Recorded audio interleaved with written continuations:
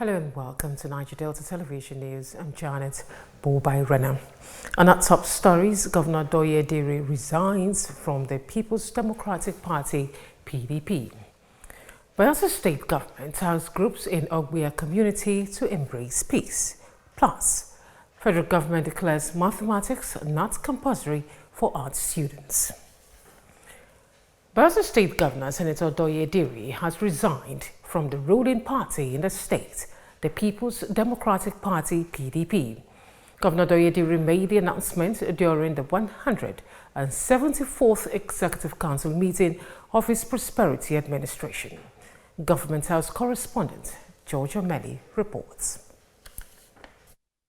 It is an expanded Executive Council session of the Prosperity Administration midweek, with the leadership of the Bayelsa State House of Assembly and some members in attendance as Governor Douye Diri delivered his opening remarks.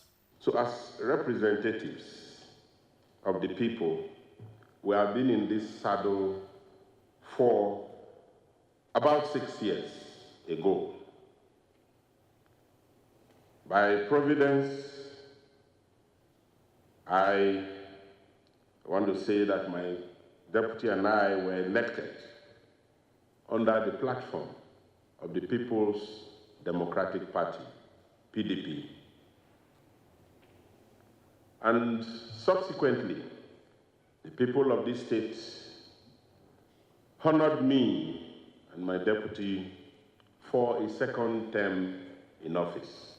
Today, the 15th day of October 2025, I wish to formally notify you that in keeping with the extant protocols, I, Governor Douye Diri, do hereby resign my membership of the People's Democratic Party. And I'm not going to resign alone. And as you can see, I'm here with Mr. Speaker, Deputy Speaker, and all the members of our party who are going to go with me. Without mentioning his new direction, Governor Diri acknowledged and appreciated everyone that stood by him in the quest of becoming governor of Bayelsa State. I'm grateful to all my friends and supporters who have stood by us and with us. And I want to thank all of you again and again. And together, we will continue to build a strong and virile Bayelsa State. Speaker of the Bayelsa State House of Assembly corroborated the stance of His Excellency Senator Douye Diri. I acknowledge and welcome your decision of denouncing the membership of PDP. And Your Excellency, you are a leader, you have taken the decision, and the leadership of the Bayelsa State House of Assembly have decided to toe the side they have chosen. It is yet to be known the new political direction of Senator Douye Diri, a dialectic given PDP's 26-year reign in Bayelsa State. From the Executive Council chambers in Government House, Yanakwa, George O'Malley reporting for NDTV News.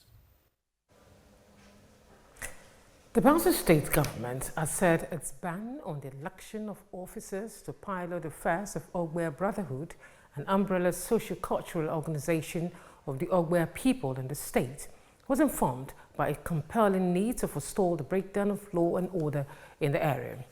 The state's Deputy Governor, Senator Lawrence Rijbo, made this known while interacting with some aggrieved women under the auspices of Concerned Daughters of Ogbuya in Government House, Yanakwa. The report. Receiving the women in Government House, Yanakwa, the Bayelsa Deputy Governor, Senator Lawrence Rijbo, explained that government took the decision based on disturbing security reports concerning the Ogbuya Brotherhood elections and in the best interest of the people. He stressed the need for the Ogbuya people to be united and avoid any action that will tarnish the good image of their son, the former president of Nigeria, Dr. Goodluck Jonathan, who is respected the world over. The deputy governor assured that the Governor Douye Diri-led administration would continue to ensure that peace and development thrive in Ogbaya and other areas of the state. Senator Erijapo highlighted some completed and ongoing projects in the Ogbaya area, including the Onuwebum-Otueka Road and the Ayama-Ogbaya-Okodia Road, promised that government will soon lift the ban and provide an enabling environment for the election of a new Ogbaya Brotherhood leadership. In their separate remarks, the women leader, Mrs. Blessing Ibuasa, and Public Relations Officer, Mrs. Ada Joan, of the Concerned Daughters of Ogbaya, said they embarked on a peaceful protest to draw government attention to the growing disunity in the area due to the absence of a substantive leadership of the Ogbaya Brotherhood. The women representatives pleaded with the state government to lift the ban on the Ogbaya Brotherhood elections and set machinery in place to conduct the elections in no distant time.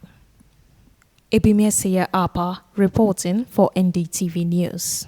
Bayelsa State Governor Senator Douye Diri has urged the Nigerian Immigration Service and other federal agencies to recalibrate their recruitment policies to promote fairness, justice and equity in line with the principles of federalism.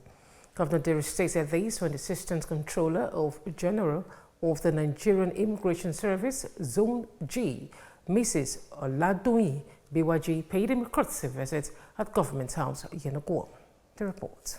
The governor, who was represented by his deputy, Senator Lawrence Erijapo, decried the subsisting practice where job recruitment at the federal level is based on the number of local government areas in each of the 36 states in the country, including the Federal Capital Territory, FCT, Abuja.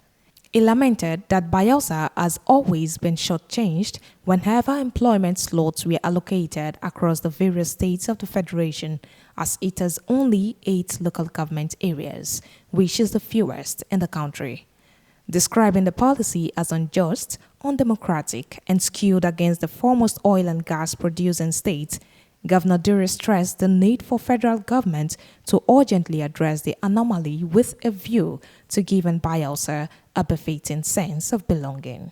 He also called on the Nigerian Immigration Service to make Bayelsa a center for the printing of passports to save the man-hours and other resources currently expended for producing the documents outside the state. The Bayelsa emsman, who commended the Minister of Interior and the Comptroller General of Immigration for some of the ongoing innovations and reforms in the service in recent years, he pledged his administration's preparedness to collaborate with the NIS to achieve set goals. Earlier, the Assistant Comptroller General of the Nigerian Immigration Service Zone G headquarters, Mrs. Abolukwe Oladoyin Bowaji, said she was in Bayelsa to seek areas of collaboration with the state government that will be mutually beneficial. According to her, Bayelsa State is a significant contributor to the economy of Nigeria that deserves special attention, assuring that the Immigration Service will continue to be committed to professionalism and patriotism in their partnership with the states. Ebimesiya Apa reporting for NDTV News. The Governor of Enugu State, Peter Mba, and 3 members of the House of Representatives from Kaduna State have defected from the People's Democratic Party PDP to the All Progressives Congress APC. Mba, who received his membership card from the APC National Secretary, Senator Ajibola Bashiru, said his defection was to promote the interest of the Southeast and give the region a stronger voice at the federal level. He described the move as a carefully considered decision taken in the best interest of India Enugu and the Southeast. The 3 Kaduna lawmakers, Abdul Karim Hamed, Aliyu Mustafa, and Sadiq Abdullahi, cited internal crises in PDP and the need to align with President Bola Tinubu's renewed hope agenda. In a statement, APC National Publicity Secretary Felix Morka hailed Mbas faction as courageous and visionary, stating that it will strengthen development and good governance in Enugu State. The Executive Director, Beautiful Trees for Better Future Initiative, a non-governmental organization, Dr. Bartholomew Okolo, has called on governments and private individuals to cultivate the habit of planting trees for greener environment and economic purposes. He stated this while reacting to questions on a live current affairs program, Insights, on Niger Delta Television. Correspondent Nelson Agadi completes the report. Trees Planting Crusade is a global agitative in the world today. And here in Bayelsa State, Dr. Okilo Bartholomew, the Executive Director, Beautiful Trees for Better Future Initiative, who appeared as a guest on Niger Delta Television Current Affairs program Insight, has called on stakeholders and every Bayelsan to plant trees. Planting of palm trees or bono trees would be an enduring one.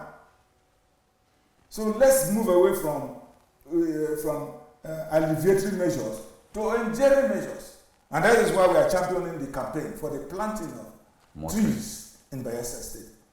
On forest closure in the state, Dr. Bartholomew appealed to the Bayelsa State government and its ministry to reconsider the reopening of the forest, noting that despite government's pronouncements, illegal felling of trees still persists.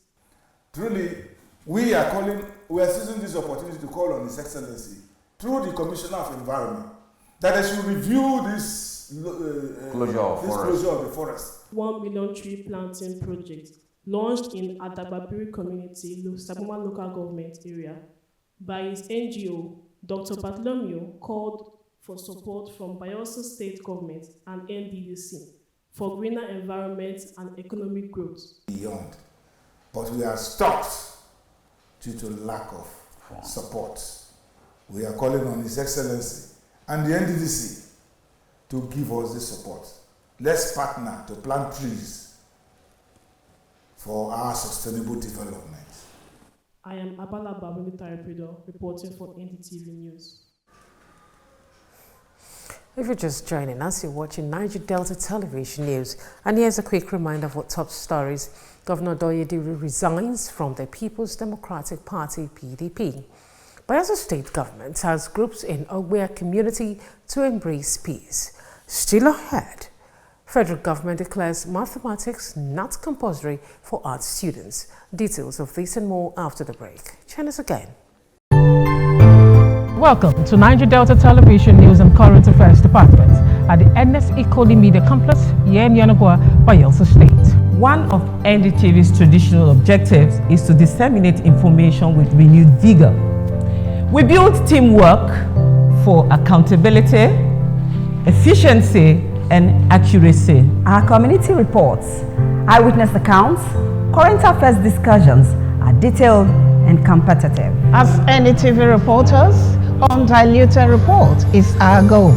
We gather the news and bring it to you just as it is. Our cameras are poised to get in the story behind the story in an in-depth news report. Our new digital equipment are top-notch with clearer visuals and audio.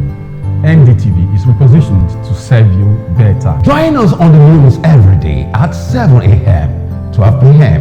and our major bulletin at 7:30 p.m. on Channel 25 UHF. NDTV, crystallizing the vision.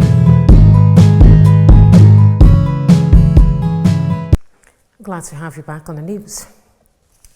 The federal government has announced that mathematics is no longer compulsory for senior secondary school students seeking admission into tertiary institutions to study arts and humanities.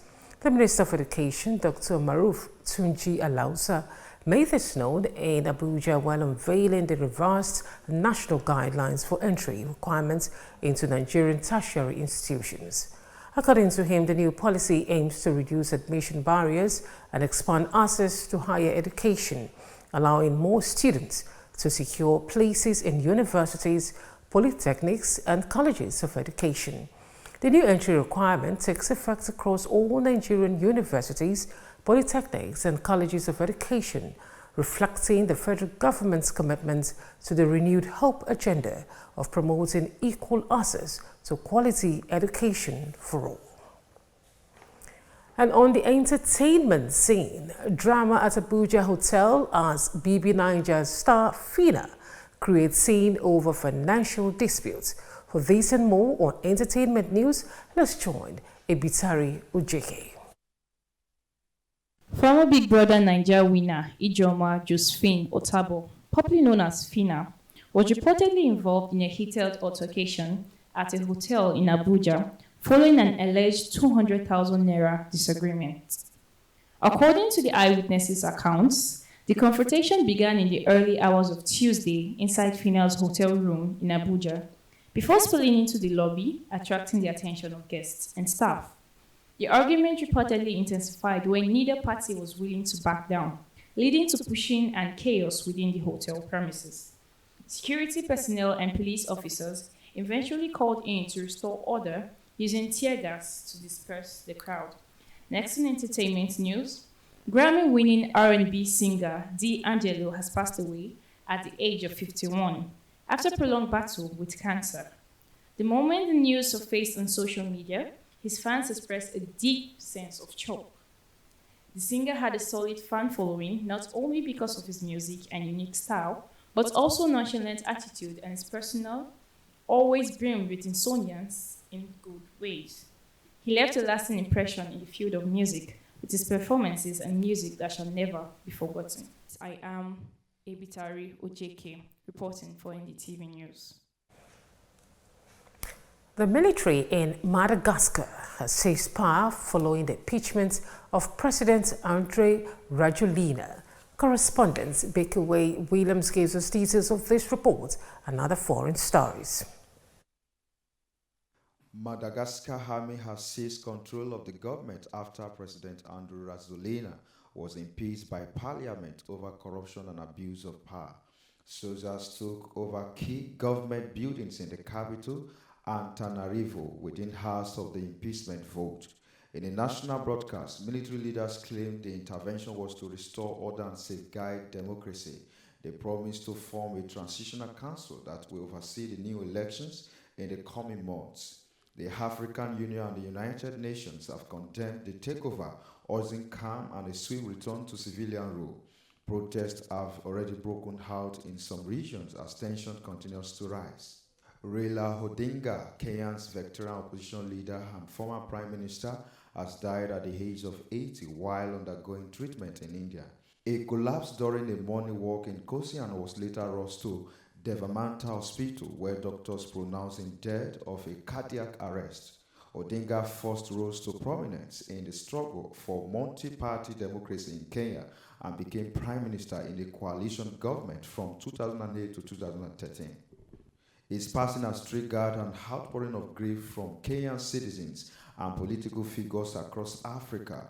National and international leaders have praised Odinga's contributions to democracy, governance, and public service. A tense immigration raid in Chicago turned chaotic when a group of Venezuelan migrants crashed their vehicle into a border patrol truck while trying to flee. Several people were injured and rushed to nearby hospitals. Authorities say the migrants were attempting to escape arrest during a planned enforcement operation. Witnesses described the scene as a panic and confusion as officers surrounded the area. Local activists have condemned the government's tactics, calling for a review of immigration enforcement policies. They insist the U.S. must adopt more human measures towards asylum seekers. Bekewe Williams reporting for NDTV Foreign News. And from the ever-busy world of sports, Bayelsa United got back to winning ways over the weekend by defeating Rivers United, the runner-up for the title last season, 2-1 on match day 8 of the Nigerian Premier Football League.